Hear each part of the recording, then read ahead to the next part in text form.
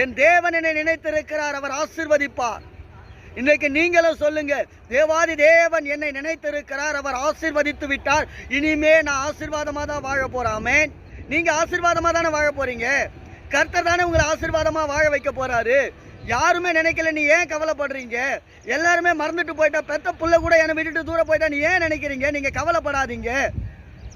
தேவன் உங்களை நினைச்சிட்டாரு இல்ல, அவர் உங்களை ஆசீர்வதிப்பதற்காக அவர் உங்களோடு கூட இருக்கிறார் இல்ல.